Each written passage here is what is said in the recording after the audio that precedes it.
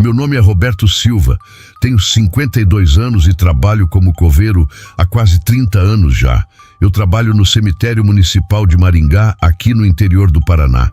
É um cemitério grande, antigo, tem túmulo de gente que morreu lá em 1920, sabe? Eu já vi de tudo nesses anos. Enterro todo tipo de gente, rico, pobre, jovem, velho, criança também. Essa parte é a pior, mas faz parte do trabalho. A gente acostuma com a morte, vira rotina. Todo dia eu passo por centenas de túmulos, faço manutenção, cavo, enterro. É o meu trabalho. Mas tem um túmulo que até hoje, não sei, é diferente. Todo funcionário antigo daqui sabe qual é. A gente não fala muito sobre ele, mas todo mundo sabe. E todo mundo evita. É o túmulo da família Fonseca. Fica lá na área Q, lote 13. É um jazigo grande, de mármore cinza, meio desgastado pelo tempo. Tem o nome da família gravado em cima, Família Fonseca. E embaixo, 7 nomes, 7 pessoas da mesma família, todas enterradas ali, todas mortas no mesmo mês, setembro de 1974. Quando eu entrei aqui, em 1997, eu tinha 24 anos. Era novo, cheio de energia, não tinha medo de nada. No meu primeiro dia, quem me mostrou o cemitério foi o seu Mário. Ele era o coveiro mais antigo na época. Tinha quase 70 anos, mas ainda trabalhava firme.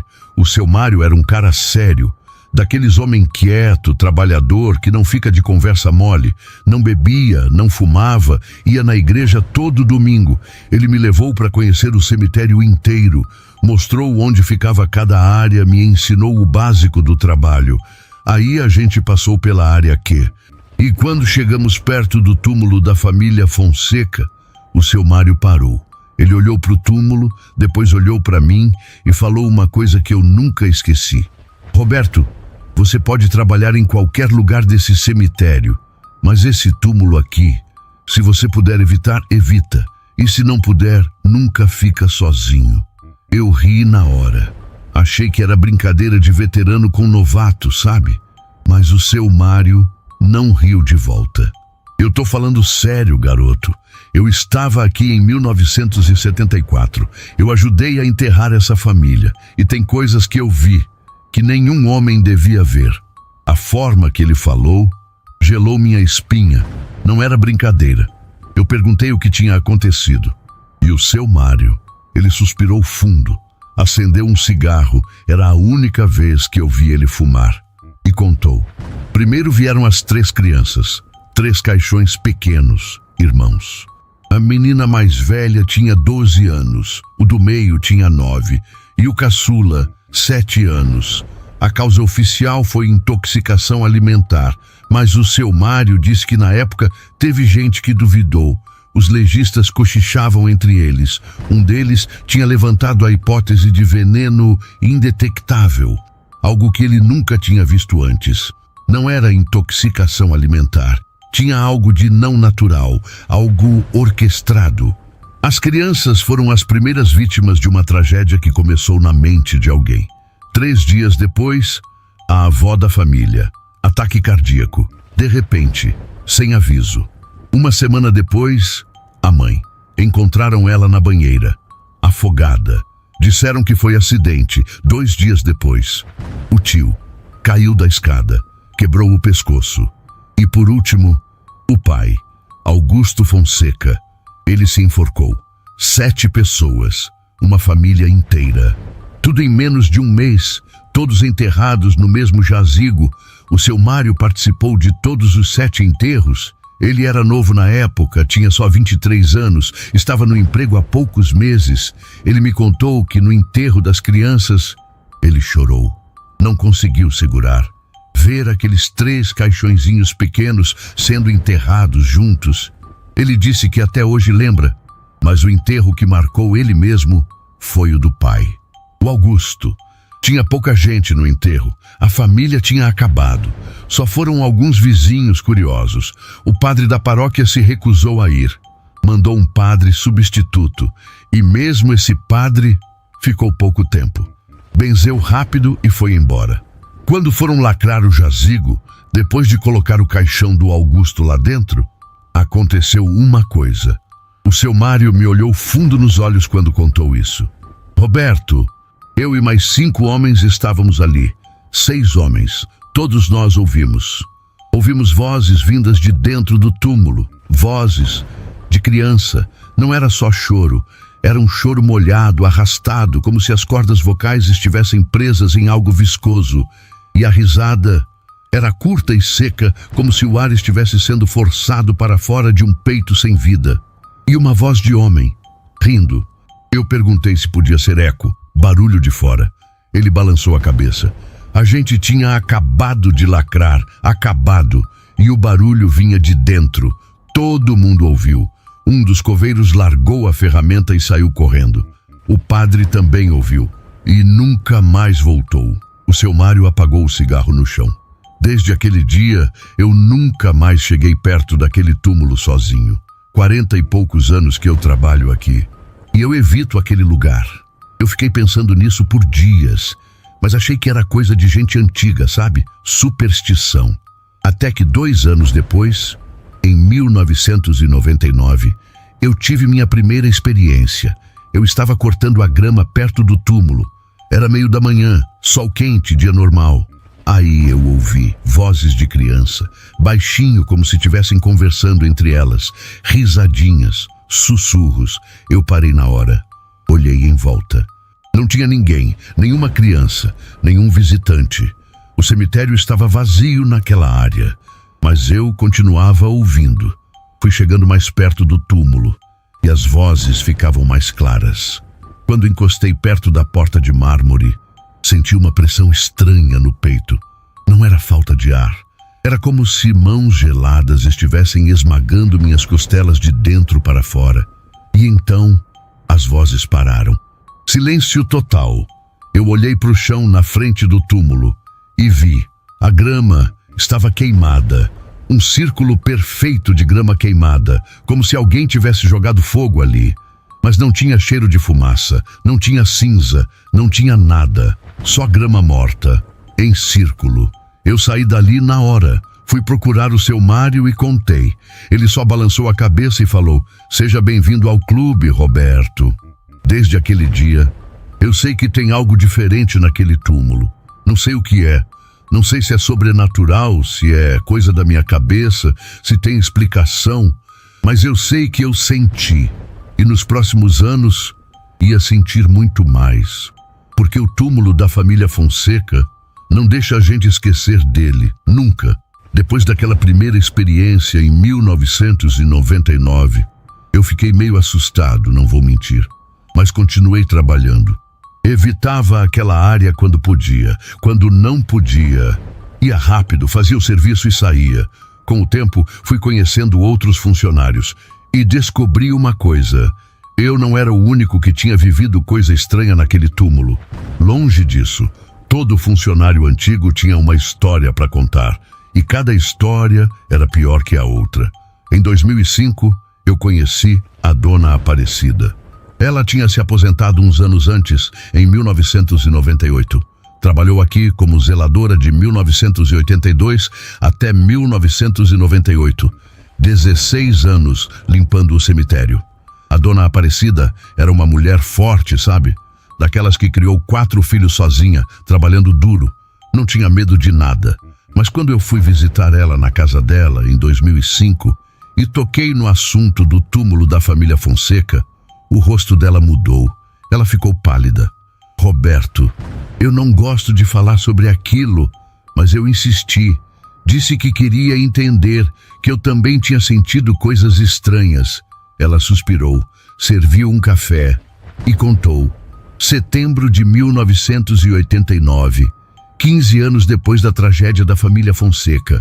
A Dona Aparecida estava fazendo a limpeza do cemitério no final da tarde. Já estava escurecendo, mas ela queria terminar o serviço. Quando passou pelo túmulo dos Fonseca, viu uma coisa que não podia ser. A porta de mármore estava entreaberta. Impossível. Aquele túmulo estava lacrado com cimento há anos. Ela pensou em vandalismo. Se aproximou para ver melhor. E então ouviu Vozes de criança, cantando, vinha de dentro do túmulo. Era uma cantiga de roda antiga, ela me contou. Daquelas que a gente cantava quando era criança. Mas as vozes eram estranhas, ecoavam, como se viessem de longe. A dona Aparecida tentou olhar dentro do túmulo pela fresta. Só quando se aproximou, ela desmaiou. Quando ela acordou, estava no hospital. Os guardas do cemitério encontraram ela caída do lado de fora do túmulo. Ela acha que ficou uns 20 minutos desacordada. Os médicos perguntaram o que tinha acontecido. Ela chorava e não conseguia falar direito. Levou dias para ela contar para alguém o que viu. Eu vi figuras sentadas dentro do túmulo. Pareciam pessoas, mas não eram. Eram sombras com formato de gente e estavam todas olhando para mim. E uma delas levantou a mão, como se estivesse me chamando, me convidando para entrar. A dona Aparecida nunca mais foi a mesma depois daquilo. Pediu aposentadoria antecipada, desenvolveu pavor de cemitério. Até de ir em enterro de parente, ela não ia mais. Quando terminou de contar, ela me olhou e disse: Roberto, se você sentir qualquer coisa estranha naquele lugar, sai. Não fica. Não tenta entender. Só sai. Mas não foi só a dona Aparecida. Tem o Josué também. O Josué trabalhou aqui de 1991 até 2003. Era coveiro como eu. Cara durão, ex-militar. Não acreditava em nada de sobrenatural. Até 1995. Naquele ano, o Josué estava cavando uma cova perto do túmulo Fonseca. Final de tarde, começando a escurecer. Ele estava sozinho. Os outros coveiros tinham ido embora mais cedo. De repente, ele sentiu um peso no peito. A pressão no peito não era falta de ar. Era como se mãos geladas estivessem esmagando suas costelas. A náusea vinha de dentro, como se a terra do cemitério estivesse tentando forçá-lo a vomitar a própria vida. O frio não vinha do tempo, vinha do mármore do túmulo, subindo pela sua pele como gelo líquido. Ele tentou continuar cavando, mas a pressão aumentava. Começou a suar frio, tremer, a visão ficou embaçada. E então veio a náusea. Ele largou a pá e caiu de joelhos. Começou a vomitar. Vomitou muito. O corpo dele esfriou de repente. Tremores descontrolados. E aí, ele desmaiou. Quando Josué acordou, ele estava dentro da cova que tinha cavado. Dentro. Deitado no fundo. Ele não lembrava de ter caído. Não lembrava de ter descido. Nada. Só acordou lá embaixo, olhando para o céu que já estava escuro. Ele saiu rastejando da cova, apavorado. Foi direto para o posto de saúde. Ficou 3 dias com febre alta. Os médicos fizeram exame de tudo. Não encontraram nada, nenhuma infecção, nenhum vírus, nada. Mas ele tinha marcas roxas no pescoço e no peito. Os médicos disseram que podia ser dos vômitos, da queda. O Josué nunca mais trabalhou sozinho. E quando ele me contou essa história em 1999, ele terminou assim: Roberto, eu não sei o que tem naquele túmulo, mas tem. Eu senti na pele e quase morri. Eu ouvi essas histórias todas e pensava, será que é sugestão? Será que a gente fica com medo porque conhece a história e aí imagina coisas? Até 2007. Aí aconteceu comigo de novo. Eu tinha 34 anos, já estava há 10 anos no emprego. Achava que já conhecia bem o lugar. Me mandaram fazer manutenção nas grades do túmulo Fonseca. As grades de ferro estavam enferrujadas, precisavam de reparo. Era meio-dia. Sol quente. Eu estava sozinho ali, mas o cemitério estava cheio. Tinha enterro acontecendo em outra área. Dava para ouvir as pessoas, o padre falando. Eu encostei a mão na grade de ferro para ver o estrago. E no momento que toquei o metal, senti uma tontura, súbita, forte. A visão ficou turva. Tudo começou a girar. Eu tentei segurar na grade, mas minhas pernas falharam. E então, por alguns segundos, eu não estava mais ali. Não sei explicar direito. Foi como um sonho. Mas eu estava acordado. Eu vi uma mesa, Uma mesa de jantar, antiga, de madeira escura. Tinha pessoas sentadas, vultos. Não dava para ver o rosto, só as formas. Os vultos estavam sentados, mas o que me apavorou foi que um deles, o vulto de uma criança mais perto, estava com a cabeça virada ao contrário, me observando fixamente.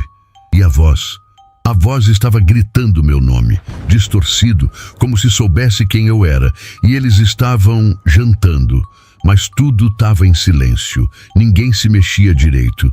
Eu ouvi choro de criança, longe, ecoando, e uma voz de homem, falando algo que eu não entendi, tudo escuro, pesado, uma sensação horrível de desespero, de medo. Quando eu voltei, eu estava deitado no chão, a 20 metros do túmulo. Eu tinha me movido, andado, não lembro. Fiquei deitado ali, desorientado por uns minutos. Não sabia onde eu estava, não sabia que horas eram. Um colega me achou e perguntou se eu estava bem. Eu disse que tinha passado mal, que era o sol, mas não era o sol. Fiquei com a cabeça ruim o resto do dia, dor de cabeça, tontura, como se tivesse levado uma pancada. E aquelas imagens ficaram na minha cabeça por dias, por semanas. Até hoje, às vezes eu lembro e sinto aquele aperto no peito de novo. Depois disso, eu comecei a prestar mais atenção e percebi, não era só comigo, não era só com os antigos, tinha mais gente nova no emprego, visitantes, todos relatando coisas estranhas naquela área, sons que não deveriam existir, sensações de mal-estar, fotos que saem erradas, sempre no mesmo lugar, sempre perto do túmulo da família Fonseca. E eu comecei a me perguntar o que realmente aconteceu com aquela família em 1974. Por que eles não descansam? E por que aquele túmulo ainda afeta as pessoas tantos anos depois? Eu ia descobrir a resposta, mas de um jeito que eu nunca imaginei. Em novembro de 2023, ia acontecer comigo a experiência mais aterrorizante da minha vida.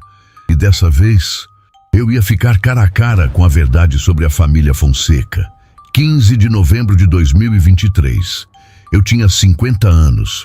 Já estava há 26 anos trabalhando aqui. Achava que já tinha visto tudo, que já tinha passado por tudo que aquele túmulo podia fazer. Eu estava errado. Naquele dia, a administração do cemitério mandou fazer uma inspeção completa no túmulo da família Fonseca. O jazigo ia completar 50 anos em 2024. Queriam verificar a estrutura, ver se precisava de reforma. Ninguém quis fazer o serviço, ofereceram até um extra no pagamento. Mesmo assim, ninguém quis. Eu precisava do dinheiro. Contas para pagar, sabe como é? Aceitei. Meus colegas me olharam com aquela cara, tipo, você vai se arrepender. Mas eu fui. Cheguei cedo, 6 da manhã. Sol ainda nascendo. A área Q estava vazia, silenciosa demais. Quando cheguei perto do túmulo, a primeira coisa que vi me deixou gelado. Tinha desenhos na porta de mármore. Desenhos de criança, feitos com algo preto. Parecia carvão, ou sei lá o quê. Desenhos simples, bonequinhos de palito, uma casa, uma árvore. E no centro, 7 figuras, de mãos dadas. Eu cheguei mais perto. Os desenhos tinham sido feitos recentemente, dava para ver. Não tinha pó, não tinha sujeira em cima. Mas quem fez? Quando? Eu tinha passado por ali no dia anterior. Não tinha nada. Tentei limpar com água. O negócio não saía, esfregava, nada. Parecia que tinha grudado no mármore. Desisti. Comecei o trabalho de inspeção. Mas tinha uma coisa. Eu me sentia observado. Aquela sensação chata de ter alguém te olhando. Mas quando você vira, não tem ninguém. O tempo todo. Aquela sensação. Lá pelas 9 da manhã, eu ouvi vozes de criança, baixinhas, abafadas, como se viessem de dentro de alguma coisa fechada. Eu parei o que estava fazendo. Prestei atenção. Não dava para entender o que diziam, mas eram vozes infantis. 2, 3 vozes, não sei. Parecia que estavam brincando, conversando. Olhei em volta, nada, ninguém. O cemitério estava vazio naquela hora. Eu me aproximei da porta do túmulo. As vozes ficaram um pouco mais claras. Encostei a orelha no mármore e as vozes pararam. Silêncio total. Aquele silêncio pesado, incômodo. Eu fiquei ali parado, orelha na porta, esperando. E então ouvi, bem baixinho, quase um sussurro. Oi. Eu dei um pulo para trás. Meu coração disparou. Olhei para o túmulo. Nada. Só aquela porta de mármore cinza com os desenhos de carvão. Eu devia ter ido embora. Mas, sei lá, eu precisava terminar o serviço. Foi aí que começou a ficar pior. Do nada, veio uma náusea. Forte. Meu estômago revirou. Comecei a suar frio. As pernas ficaram fracas. Tentei me segurar na grade do túmulo, mas a tontura era muito forte. Caí de joelhos. E aí, comecei a vomitar. Vomitei tudo que tinha no estômago. E continuei tendo ânsia. Meu corpo inteiro tremia. A temperatura despencou. Frio. Muito frio. Eu estava no sol do meio-dia, mas estava com frio. Tremendo. Os dentes batendo. E então, as imagens vieram. Não foram visões claras, sabe? Era tudo confuso. Fragmentado. Como quando você está dormindo e tendo um pesadelo, mas você está meio acordado. Eu via flashes, uma mesa de jantar, pratos, comida, rostos borrados, sem detalhes, só formas, choro, muito choro. Uma voz gritando, desespero, escuridão, tudo misturado, confuso, rápido, e aquela sensação de medo, de desespero, de algo muito, muito errado. Eu desmaiei, não sei por quanto tempo. Quando acordei, o sol já estava mais baixo. Devia ser umas 3, 4 da tarde. Eu estava deitado no chão, a uns 10 metros do túmulo. Meu corpo estava gelado, encharcado de suor, tremendo. Tentei levantar, mas as pernas não respondiam direito. Fiquei ali, sentado no chão, tentando entender o que tinha acontecido. Saí dali como pude. Fui direto para casa. Fiquei 5 dias de atestado. Febre alta. Os médicos fizeram um exame de tudo. Sangue, urina, raio-x. Não acharam nada, nenhuma infecção, nenhuma doença. Mas eu estava doente, muito doente. Perdi 6 quilos naquela semana. Não conseguia comer, não conseguia dormir. E aquelas imagens ficaram na minha cabeça, grudadas. Quando voltei ao trabalho, eu estava diferente, assustado, perturbado. Comecei a fazer uma coisa que nunca tinha feito antes. Comecei a pesquisar. Fui em biblioteca. Procurei jornais antigos de 1974. Conversei com gente velha do bairro onde a família Fonseca morava. Descobri coisas que nunca tinham sido faladas abertamente. Augusto Fonseca. Ele não era uma pessoa normal. Nos anos 70, ele fazia parte de um grupo espiritualista. Mas não era aqueles grupos comuns de centro espírita. Era diferente, mais fechado, mais estranho. Descobri que o grupo acreditava que a morte não era o fim. Eram rituais de ascensão. Augusto não queria matar a família. Ele acreditava que podia uni-los a um ser superior, mas precisava que o ato fosse completo e o caixão lacrado com a família completa. O seu ato final, o enforcamento, foi a assinatura final do que ele considerava ser o ritual.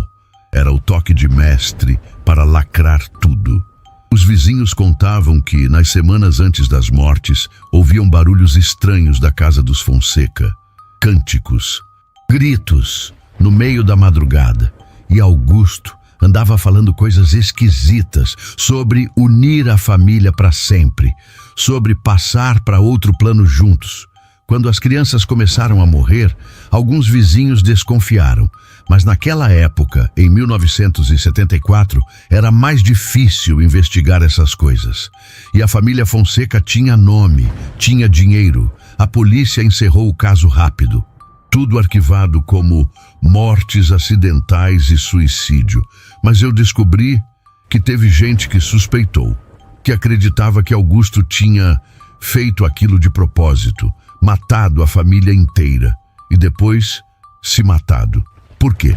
Por causa do ritual, por causa daquela crença doentia. Mas uma coisa eu entendi: seja lá o que Augusto fez, deu errado. O pacto não se completou. Algo falhou, porque aquela família não descansou, não até hoje. E eu continuo trabalhando aqui, continuo passando por aquele túmulo. Mas agora eu sei que tem algo lá, algo que não foi embora, algo que talvez nunca vá. Depois do que aconteceu comigo em 2023, a história começou a se espalhar. Não sei como. Essas coisas vazam, né? Alguém comenta com alguém, essa pessoa posta na internet e pronto. De repente, começou a vir gente de fora. Curiosos, gente que quer sentir alguma coisa, que quer ter uma experiência. E sabe o que eu percebi nesses últimos anos? Nem todo mundo sente. Tem gente que chega aqui e vai direto no túmulo da família Fonseca e não sente nada, nada mesmo. Fica lá, tira foto, conversa, ri, normal. E tem gente que mal chega perto e já passa mal. É estranho, muito estranho. Teve uma moça ano passado, 2024. Ela veio com um grupo de amigos. Eram uns 5, 6 jovens, fazendo aqueles vídeos pra internet, sabe? De lugares assombrados. O grupo todo ficou lá, filmando, brincando. Ninguém sentiu nada. Mas a moça não ficou nem 5 minutos. Ela começou a chorar, do nada, sem motivo aparente. Chorava e chorava, soluçando, como se tivesse visto algo horrível. Os amigos ficaram sem entender. Perguntavam o que era. Ela só conseguia dizer: eu ouvi eles me chamando. Teve que ir embora, saiu quase correndo, crise de pânico. Os amigos dela não ouviram nada, não sentiram nada. Teve um fotógrafo também. Veio aqui para fotografar túmulos antigos para o trabalho dele. Cara profissional, equipamento caro, essas coisas. Ele tirou foto de tudo aqui no cemitério, centenas de fotos, todas normais. Mas quando chegou no túmulo dos Fonseca, as fotos saíam pretas. Todas, completamente pretas. Ele achou que era problema na câmera. Testou ali mesmo em outro túmulo. Funcionou. Voltou pro túmulo dos Fonseca. Preta de novo. Tentou com outra câmera que ele tinha. Mesma coisa. Ele desistiu, foi embora meio sem acreditar. E tem os que não sentem nada. Vários. Teve um grupo de estudantes de história que veio aqui fazer um trabalho sobre o cemitério. Passaram horas na área Q. Mediram, fotografaram, anotaram tudo. Nenhum deles sentiu nada de estranho. Para eles, era só mais um túmulo antigo. Eu fico pensando nisso. Por quê? Por que algumas pessoas sentem e outras não? Eu tenho uma teoria. Não sei se está certa, mas é o que eu acho. Algumas pessoas são mais sensíveis. Sei lá para quê. Para energia. Para essas coisas que a gente não entende. Ou talvez seja psicológico mesmo. A pessoa já vem sabendo da história, já vem com medo e aí cria as coisas na cabeça. Eu sinceramente não sei. O que eu sei é que eu senti. Seu Mário sentiu. Dona Aparecida sentiu. Josué sentiu. E várias outras pessoas ao longo desses 50 anos sentiram. Pode ser sugestão?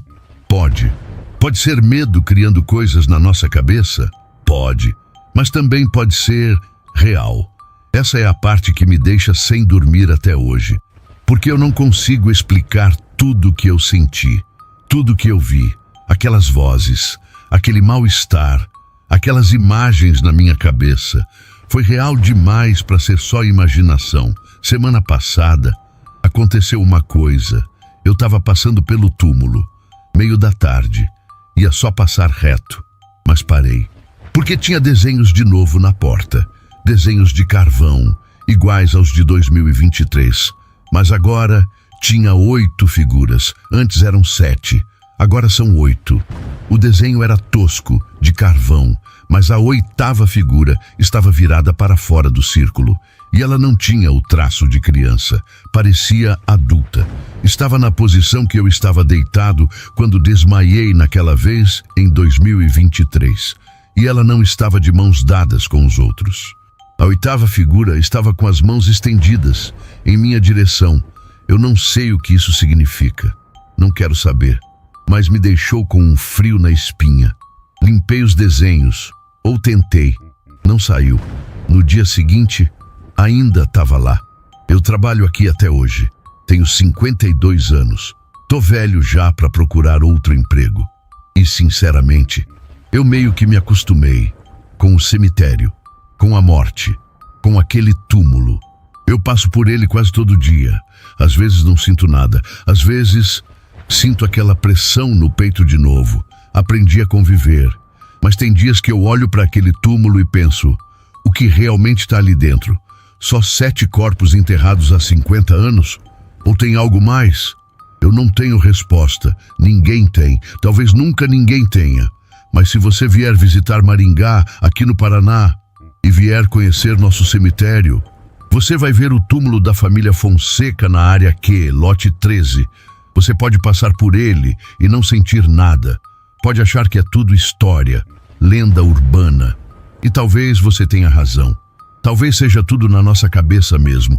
Mas se você for uma daquelas pessoas sensíveis, daquelas que sente essas coisas, você vai entender porque a gente tem medo daquele lugar.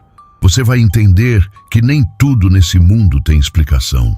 E o que às vezes os mortos não descansam tão em paz quanto a gente gostaria. O túmulo da família Fonseca está lá, vai continuar lá. E o que quer que esteja dentro dele também vai continuar lá, esperando, talvez